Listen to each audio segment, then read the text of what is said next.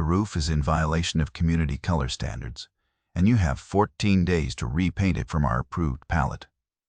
Or we begin daily fines. That was the first line of the letter taped to my front door on a Tuesday morning in March, signed by Diane Pruitt, president of the Mill Creek Ridge Homeowners Association for the past 9 years. The roof she was talking about was a standing seam metal roof in a color the manufacturer called weathered slate, a soft, gray-green I had chosen myself, on a house I had built with my own hands on 11 acres my grandfather cleared in 1958. What Diane did not know, what she never once thought to check in the 3 years she spent escalating against me, was that the approved palette she kept waving in my face came from a single regional paint company, and that company was for sale. My name is Walt Brennan. I am 62 years old, and for 34 years I ran a coatings and finishing operation that supplied industrial paint to bridge contractors, water tower crews. We did the dull, exacting work that keeps steel from rusting into the river, the kind of job where the wrong primer under the wrong top coat cost a county $1 million and a lawsuit, so we kept records the way a surgeon keeps records. Every batch had a number. Every order had a dated file. I know more about pigment, binder, resin, and color matching than almost anyone in this valley. And I know exactly how a color gets onto an approved list and who controls that list once it is there, because I spent 3 decades getting my own products onto exactly those kinds of lists. So when a woman in a linen blazer told me my roof was the wrong shade of gray, I did not argue with her. I knew something about that gray. She did not. I filed her letter. And I want you to ask yourself something before I go any further. If someone handed you a rule, and you happen to own the machine that wrote the rule, what would you do? Would you fight in the meeting? Or would you go quieter than that? I will tell you what I did. First, though, you have to understand the land, because the land is the whole reason any of this happened. My grandfather, Earl Brennan, bought the 11 acres at the top of the ridge in 1958, back when there was nothing up here but scrub oak and a logging trace that washed out every spring. He cleared it himself with a borrowed dozer and a lot of stubbornness, and he built a small cabin near the spring line that still stands today, though I use it now for storage. I have the original bill of sale from that purchase in a frame in my hallway, 11 acres for $1,900, signed in fountain pen, and next to it, the recording stamp from the county clerk dated the 11th of June, 1958. My father, Tom, kept the land through the 70s and 80s and never developed an inch of it. He ran cattle on the lower meadow for a while, and then let it go back to grass. And the one thing he told me more than any other thing was that a deed is only as good as the record behind it, and you keep the record. He kept his in a metal box in the cellar. I keep mine in a fireproof cabinet in the shop. Same habit, 2 generations. When my father passed the land to me, I made one promise to my wife, Carol, standing in the meadow where the house now sits, the grass up to our knees, and the ridgeline going blue behind us. I told her I would build her a house that would last 100 years, and she would never have to ask anyone's permission to live in it. I did build it. I poured the footings myself, and I set the posts, and I hung the doors, and it took the better part of 3 years. And Carol kept a notebook the whole time with every choice in it, the floor, the windows, the color of the trim. Carol died 4 years ago in the spring of a heart thing none of us saw coming. Quick and quiet on an ordinary Tuesday. The house was finished by then. She got to live in it for 6 years. That roof, the one Diane flagged, was the last big thing Carol and I picked out together. Sitting at the kitchen table with sample chips spread across the wood and a pot of coffee, going cold between us. There were grays that were too blue and grays that were too brown, and Carol kept holding the chips up to the window where she could see the actual mountain. And finally she put her finger on the weathered slate and said, "That one, Walt, that one looks like the mountain in October." I wrote the product code in her notebook in my own hand. I still have the notebook, so I want to be precise about something. When Diane Pruitt told me to repaint my roof, she was not talking about a color. She was talking about the last choice my wife ever made about our home. The thing you need to understand about Mill Creek Ridge is that my land was never part of it. The development came later, in 2004, when a builder bought the old Hadley farm at the bottom of the ridge and platted 40-some lots into a subdivision with covenants and a homeowners association and a gate that does not actually lock. My 11 acres sit above all of that, accessed by a separate easement off the county road that predates the subdivision by 46 years. I never signed a covenant. I never joined the association. My deed has no reference to Mill Creek Ridge anywhere in it, because my deed was recorded in 1958, and the association did not exist until 2004. That is not my opinion. That is the public record at the county clerk's office, and I had a certified copy of it in a manila folder in my filing cabinet before Diane Pruitt ever learned my name. Diane did not check the record, though. Diane looked up the ridge from her back deck, saw a house she did not approve of, and decided that the house was, in her words, functionally part of our community, whether the paperwork caught up or not. I want you to remember that phrase, because she said it more than once, and each time she said it, she dug herself a little deeper. The first contact was polite enough. This was 3 years ago, in the fall, about 18 months after Carol passed. Diane drove her white SUV up my easement, the one with the vanity plate that read RIDGE1, and she got out wearing the linen blazer and the kind of clean white sneakers that have never touched gravel. And she introduced herself as the president of the association and asked if I had a few minutes. I had a few minutes. I was civil. I had a cup of coffee in my hand, and I did not offer her one, but I was civil. We stood at my gate, and she told me the community was working hard to maintain property values and aesthetic harmony, and she had noticed my roof, and she wanted to let me know the association had an approved pallet for roofing and siding. I told her politely that my property was not in the association. She smiled the way you smile at a child who has the rules slightly wrong, and she said, "We will sort all that out, Mr. Brennan. Everyone up here on the ridge is functionally part of our community," and she said it like it was a kindness she was doing me.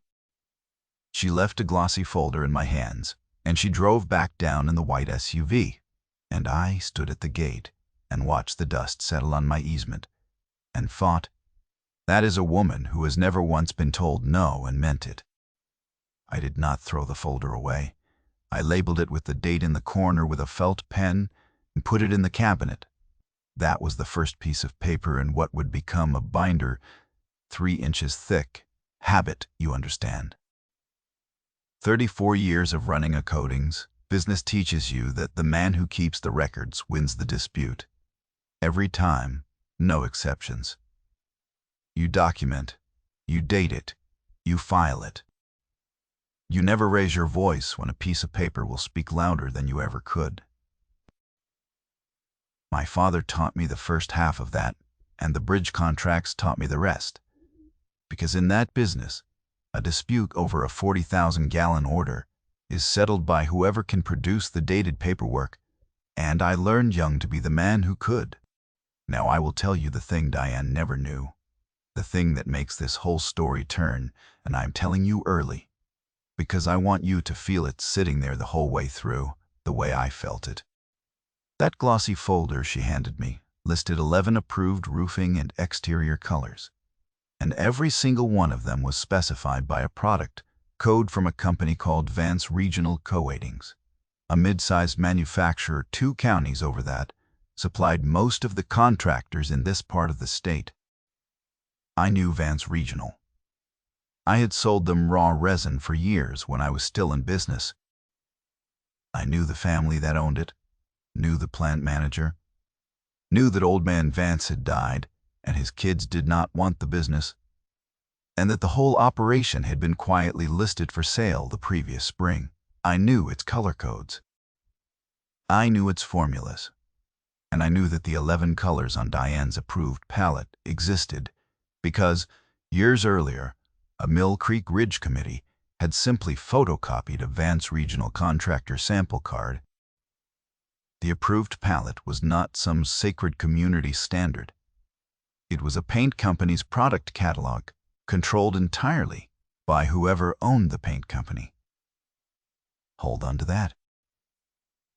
The escalation began the following spring, the second year. And I'm going to walk you up it, step by step, the way it actually happened, because the count matters. It always matters. The first formal step came in April. A notice of violation, mailed certified, citing my roof color as non-compliant with Section 4, Article 2 of the Mill Creek Ridge Covenants, and giving me 30 days to bring it into compliance. I noted that it cited covenants I had never signed against a property the covenants did not describe. I wrote a single calm letter back by certified mail, stating that my parcel was not subject to the association, attaching a copy of my recorded deed and requesting that they cease contact. I kept the green return receipt card. I filed everything. That was Incident 1. Diane did not cease contact. In June, she sent a second notice. This one assessing a fine of $50, then escalating to $100 for continued non-compliance. The letter informed me that fines would accrue daily until the roof was repainted. I did not pay it. You cannot fine a man under rules he is not party to. And I knew that, but I also knew that arguing it on the phone would get me nowhere. So I filed the fine notice with the rest and wrote it into my log. Incident 2. By now, the folder had a tab. In August, she tried a different angle. A man showed up at my gate in a polo shirt with a clipboard and a laminated badge on a lanyard, and he announced he was there to perform a compliance inspection of my exterior surfaces. On behalf of the association, the badge said Mill Creek Ridge Architectural Compliance, and it had been, as near as I could tell, printed on somebody's home computer and run through a laminator. The man's name was Greg. Greg was not a code official. Greg was a board member with a clipboard and a lanyard, sent up the hill to intimidate a widower into repainting his roof. I told Greg calmly that he was standing on private property that was not part of his association, and that he could leave the way he came. Greg left. Before he left, he took photographs of my house from my own driveway, and I took photographs of Greg taking photographs, and I noted the date and time, and I filed it. Incident 3. Let me say something to you directly here, because this is the only time I will in the middle of all this. If a stranger ever shows up on your land with a homemade badge, do not argue with him and do not touch him.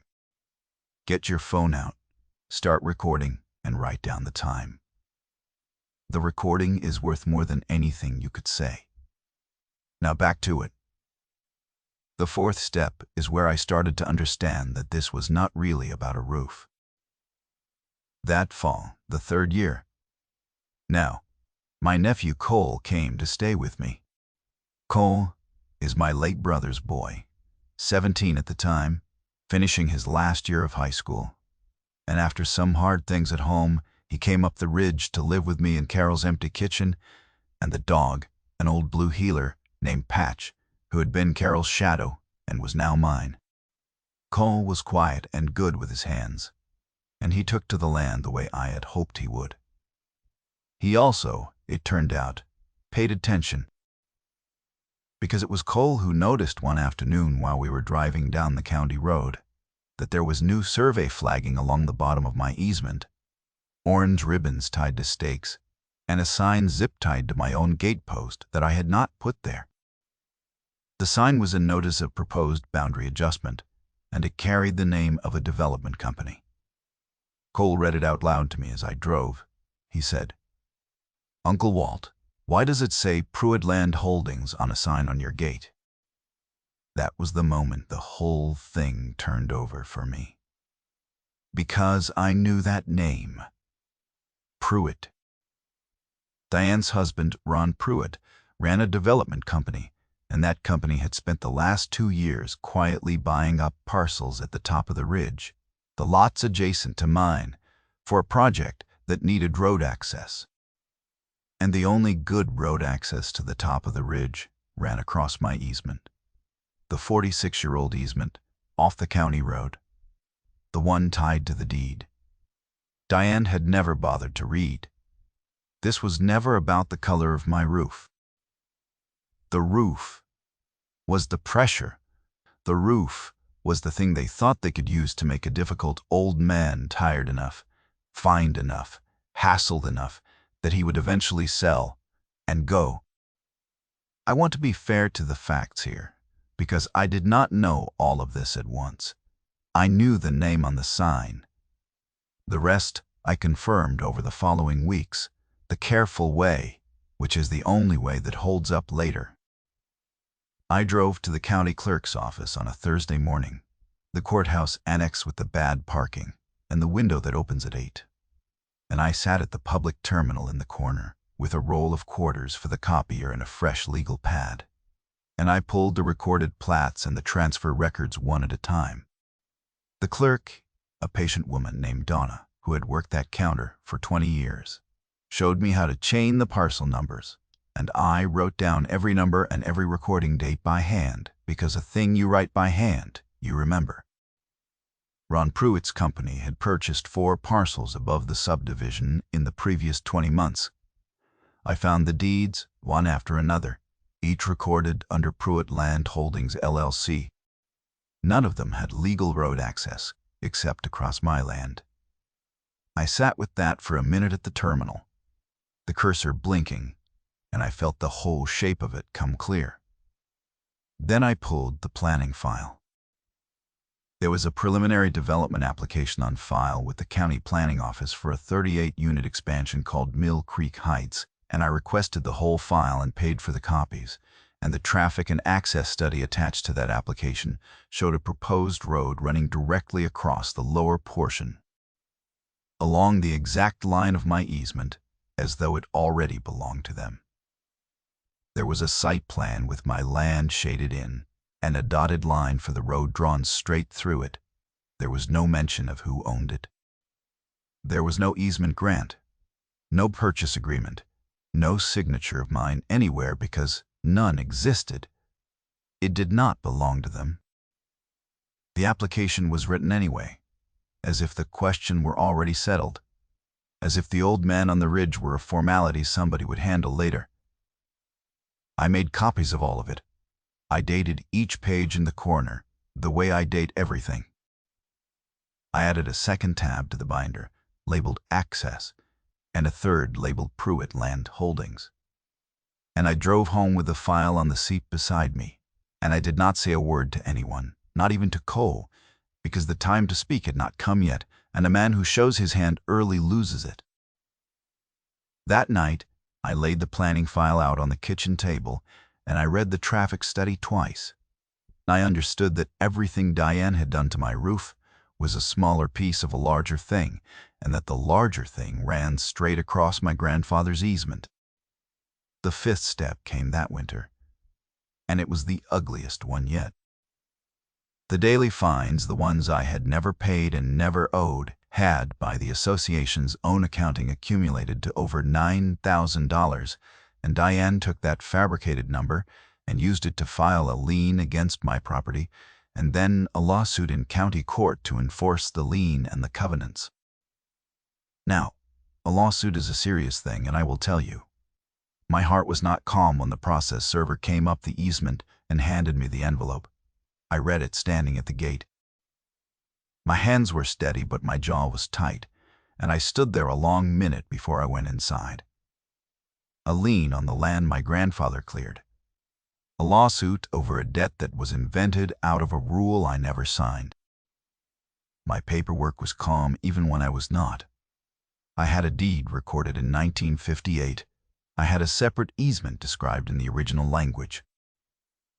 I had every letter, every notice, every photograph, every certified mail receipt, every return card, organized and dated and tabbed.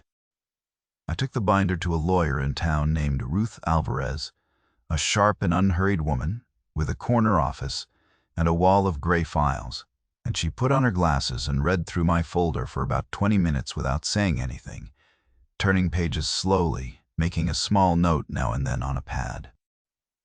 I sat across from her and did not interrupt. Finally, she looked up and said, "Mr. Brennan, they have sued you to enforce rules that do not apply to you over a debt that does not exist, and in doing so, they have put their entire theory in writing under oath." She tapped the complaint with one finger. She said, "Do you understand what they have done? They have committed their position to paper before they checked yours." She almost smiled. She said, "People who are sure they are right stop looking, and that is the most useful thing about them. This is going to be short." I told her I hoped so. She said, "Keep doing exactly what you have been doing. Keep every scrap. And let me know the instant anything happens at that gate." I told her I would. I did not yet know how soon I would have to. It did not stay short, though, because Diane was not done escalating, and the sixth step is the one that crossed the line. It was a Saturday in early February, cold and clear, the kind of morning where the frost holds on the north slope until noon and your breath hangs in front of you. Cole and I were out at the lower gate clearing a downed limb off the easement, working slow with a handsaw because the day was nice. And there was no hurry when a flatbed truck came up the county road and stopped, and two men got out with bolt cutters and a work order, and behind them came Diane Pruitt's white SUV with the RIDGASTE1 plate. The men walked up to my gate, the gate my grandfather hung 60 years ago, the gate I had repainted myself the summer Carol got sick, and one of them put the bolt cutters to my chain. I set down the saw. I stepped in front of the gate. I told them, level as I could, that this was private property, and they were not authorized to cut anything. The man with the cutters looked back at Diane, waiting. And Diane got out of the SUV and walked up in her blazer and her clean sneakers on the frozen gravel, picking her way over the ruts. And she said, loud enough for Cole to hear, "This access is functionally part of our development now, Mr. Brennan, and the easement reverts to the association, and you can take it up with our attorney." I asked her if she had a single piece of paper that said so. She said she did not need one. She told the men to proceed. Cole had his phone out already. I had told him a long time before, if anything ever happens at the gate, you record it. You do not say anything. You just record. And he did. He stood off to the side near the truck, quiet, and he filmed all of it. The bolt cutters, the work order in the man's hand, Diane's words, every second of it, and that footage saved to his phone, and then, that night at the kitchen table, to 2 separate drives, because I do not keep evidence in only one place, and I never have. They cut my chain. The links fell in the frost. They drove a metal stake into the edge of my easement with a sledge, 3 hard rings of steel on steel that carried up the whole hollow. And Diane stood there in the cold and told a 17-year-old boy's camera, without knowing it was running, that my grandfather's land reverted to her husband's company. I did not raise a hand. I did not raise my voice. I called the sheriff's office, and I reported a trespass and a destruction of property, and a deputy came out, a calm young man named Reyes, and he listened, and he looked at the cut chain, and he looked at the stake, and then he told me something. He said, "Mr. Brennan, I believe you, but I have to be careful here, because there is a civil dispute and a pending lawsuit, and I cannot referee a property line on a Saturday." He said, "What I can do is take the report and document the damage, and if you can show me clear proof that this is your land and not theirs, that changes everything." He told me to build the record. He told me the magic number was simple: one clean recorded document that predates their claim. I already had it. I let him say it anyway, and I thanked him, and I filed his report number with the rest. The staircase was complete. Every step was on paper. That night, after Cole was asleep and the house was quiet, and Patch was lying in the doorway of the room that used to be Carol's, I sat at the kitchen table where my wife had once put her finger on a paint chip and named our roof after the October mountain, and I opened my laptop and I made a phone call the next morning that none of them ever saw coming. I called the broker handling the sale of Vance Regional Quadings. Here is the part where patience pays. I had known for over a year that Vance Regional was for sale. The old man, Harold Vance, had died. His children wanted out. The plant was sound, but the family was done. I had sold Harold raw resin for the better part of a decade back, when I was in business, and I had walked that plant floor more than once, and I knew it was a good operation that had simply lost its owner. The asking price had been sitting too long because nobody local wanted a mid-sized coatings plant, and the number had come down twice over 18 months. I had the capital from selling my own business 4 years before, sitting in accounts doing very little.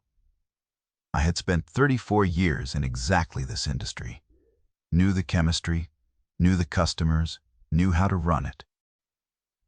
And I owned, quietly, the one piece of knowledge that turned a paint plant into a key. Because every approved color on the Mill Creek Ridge palette, the palette Diane had been beating me over the head with for 3 years, was a Vance Regional product code. I had confirmed it that first week, the day she handed me the folder, by reading the codes against my own memory of that contractor sample card. The association did not own those colors. The association had never licensed those colors. They had photocopied a sample card a contractor left behind and called it community policy. Whoever owned Vance Regional owned the formulas, the names, the codes, and the legal right to those products. So, I called the broker on a Monday morning, and I drove out to tour the plant again on a Wednesday, walking the line with the plant manager who remembered me. And I made an offer that week. The sale closed in 6 weeks. I did not announce it. I told no one but Ruth Alvarez, who took off her glasses when I explained what I had done, and set them on her desk, and looked at me for a long moment. She said, "Mr. Brennan, I have practiced law for 26 years, and I have never once seen a man answer a roof violation by buying the paint company." Then she said, "It is going to work," and we sat down at her table with the binder open between us, and planned the day, page by page, beat by beat. The lawsuit gave us the venue. Diane's own filing had set a hearing in county court for a Wednesday morning in late spring, 3 years almost to the week after she first drove up my easement in her white SUV. She came to court that morning expecting to collect on her lien and clear my access for her husband's road. She came with Ron Pruitt, who I was seeing in person for the first time, a heavy-set man in an expensive coat who kept checking his phone, and with the association's lawyer, a young man in a gray suit who clearly believed this was a simple matter of an old man. The gallery had a dozen people in it, some of them Mill Creek Ridge homeowners, who had been told for 3 years that the difficult man on the ridge was hurting their property values. The local paper had sent someone too. I sat with Ruth at the table, and on the table in front of me was the binder, 3 inches thick, and one manila folder set on top of it, and inside that folder was a single sheet of paper. Ruth let them go first. She let the association's lawyer stand up and lay out the whole theory, the covenants, the violation, the fines, the lien, the access that he said reverted to the development. She let Diane take the stand and repeat under oath, in front of the judge in the gallery and the reporter, that my property was functionally part of the community, that the easement belonged to the association, and that I had defied legitimate authority for 3 years. She was performing, she was sure, and every sentence she spoke under oath was another nail. Because Ruth had told me the night before, let her commit fully, Walt. Let her say it all where it cannot be unsaid. When it was our turn, Ruth did not give a speech. She stood, and she said only that she had 3 documents for the court, and she walked to the bench, and she handed the judge a certified copy of my deed, recorded in 1958, with the easement described in the original language, 46 years before the association existed. She handed up the recorded plat of Mill Creek Ridge from 2004, which, on its own face, did not include my parcel, and showed my easement as a pre-existing private right-of-way. She handed up the original bill of sale with the 1958 recording stamp. Then she stepped back and let the judge read. She did not fill the silence. That was the thing I will remember. How she trusted the paper enough to say nothing while he read it. The courtroom got very quiet. I could hear the clock on the wall. Ron Pruitt stopped checking his phone. Diane sat very straight with her hands folded, and the certainty was still on her face, because she did not yet understand what was happening to her. The judge looked at the deed, and looked at the plat, and looked at the association's lawyer, and he asked him a single question. He asked whether the association had a recorded instrument, anything at all, that brought the Brennan parcel under the covenants. The young lawyer looked at his papers. He looked at Diane. He shuffled the pages in front of him as though the document might be hiding in there. He said, "Your Honor, we believe the parcel is functionally," and the judge cut him off and said, "Functionally is not a recorded instrument, counselor. Do you have a document? Or do you not?" He did not. There was no such document, because no such document had ever existed. The young lawyer stood there with his mouth slightly open. And then he sat down, and nobody said anything for a moment. And that moment was the loudest thing in the room. That was the reveal. And it took less than 4 minutes, and there was no shouting in it at all. The deed lay on the bench in front of the judge. The date on it was 1958. The association's claim was built on a photocopy of a paint card. The judge dismissed the lien, dismissed the lawsuit, and ordered the fraudulent fines, all $9,000+ of them vacated in full. And he noted on the record that the association had no jurisdiction over my property and never had. That fines collected from me over 3 years, 0 years, my deed had been recorded before their claim. 46. That is the gap. That is the whole story in 2 numbers. I had not bought a paint company just to sit on it, though. And the second half of the day belonged to the road. Because once my easement was confirmed as my private property, the proposed road for Mill Creek Heights, the 38-unit expansion that Ron Pruitt's company had already spent real money preparing, had no legal access. The traffic study, the one filed with the county, depended entirely on a road across my land that I would never grant. Without that access, the expansion could not meet county road requirements. And within a month, the planning office sent Pruitt Land Holdings a notice that the application was deficient and could not proceed. The 38 units became 0 units. The 4 parcels Ron had bought above the ridge, the ones he needed my road to reach, were now landlocked and worth a fraction of what he paid. The pressure they had spent 3 years applying to my roof had been an attempt to clear the only obstacle to a project that was now dead on the county's own desk, killed by the same deed that cleared my fines. And the paint company poured travels in a small valley, and within weeks the Mill Creek Ridge Board learned that the approved palette they had been enforcing for years, the 11 sacred colors, were the product catalog of a company now owned by the very man they had hauled into court. Vance Regional Coatings, my company, sent the association a brief, polite letter informing them that continued representation of our proprietary color codes as an official community standard without a license. I did not raise the fines they had tried to charge me. I did not need to. The board simply had to face the fact that every aesthetic rule they had used as a weapon belonged, now, to me. Diane resigned as president within the month. Not because anyone forced her out, but because a woman who built her authority on an approved list cannot keep it once everyone learns who owns the list. The board voted to rewrite the palette from scratch, with colors they actually had the right to use. It took them a long time. I want to bring you back up the ridge now, because the consequences are the public part, and the public part is not really why any of it mattered to me. What mattered was Cole.